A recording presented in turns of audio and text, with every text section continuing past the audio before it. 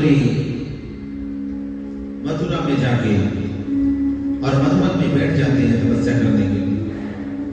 ध्रुव जी महाराज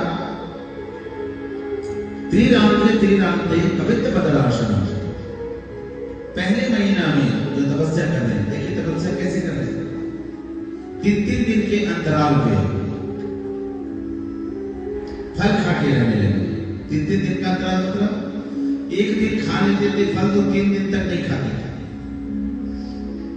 तो पहले महीने तपस्या का दिनचर्या ऐसे ही चला, एक दिन खा लेते थे फल तो 3 दिन तक नहीं खाते, पहला महीना। और दूसरा महीना चला तपस्या का, तो 6 दिन के अंतराल पे वृक्षों के पत्ते और घास खाते रहते हैं। एक दिन में 6 दिन में एक दिन खाते थे पत्ते और घास, तो 6 दिन ऐसे ही रहते थे।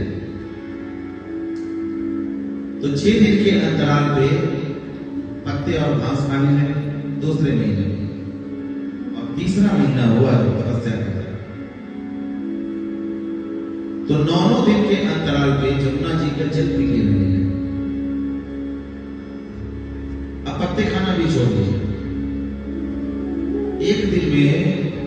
एक दिन जल पी लेते थे तो 9 दिन ऐसे ही रहते थे।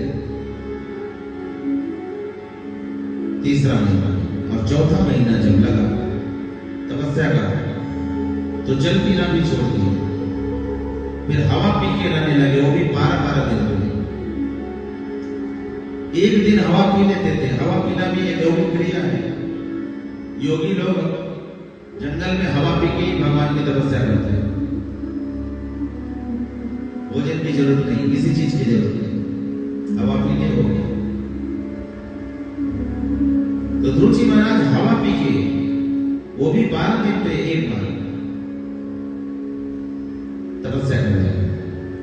और 5वां महीना जब तपस्या का लगा तो हवा पीना भी छोड़ दिए। पैर के अंगूठे पे खड़े होके अपने आत्मा को भगवान में जोड़ दी, परमात्मा में, और लीन हो गए। आंखें बंद करके अंगूठे पे खड़े हो गए दोनों पैर, और हाथ को ऊपर उठा के भगवान में लीन हो गए। ऐसा प्राणायाम चढ़ाया ध्रुव जी महाराज कि सारे संसार को, यहां तक कि देवताओं को भी सांस लेने में कठिनाई हो गई। मानो सारे संसार के सांस रुक गई।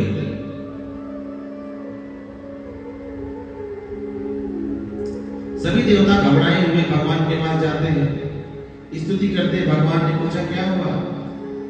बोले महाराज यही तो नहीं समझ में आ रहा है कि हमको सांस लेने में कैसे कठिनाई हो रहा है। हम लोग को सांस लेने में भी कठिनाई हो रहा है। भगवान ने कहा चिंता मत करो, उत्तान पाद नंदन ध्रुव हमारी तपस्या कर रहे हैं, जल्दी से दर्शन देने जाना होगा। और ये उन्हीं की तपस्या से ये हो रहा है। और भगवान करुण पे सवार होकर मानो चल देते हैं भगवान। आज मानो भगवान दर्शन देने नहीं जा रहे हैं, अभी तो ध्रुव जी महाराज का खुद दर्शन करने जा रहे हैं।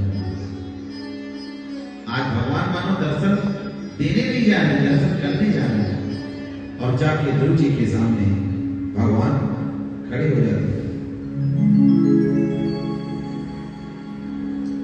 और ध्रुव जी के सामने जब खड़े हो जाते हैं तो ध्रुव जी अपनी आंखें बंद किए हुए, भगवान समझ गए कि मेरा स्वरूप इसके अंदर में है। और ध्रुव जी आंख नहीं खोलेंगे तो भगवान ने जो ध्रुव जी के अंदर में भगवान का स्वरूप था, भगवान ने उस स्वरूप को अंदर ध्यान कर दिया। और जैसे ही भगवान का वो स्वरूप अंदर ध्यान हुआ, ध्रुव जी की आंखें खुली तो सामने देखिए वही स्वरूप बाहर खड़ा हुआ, चतुर्भुज रूप में भगवान सामने खड़े हुए हैं। ध्रुव जी महाराज ने सोचा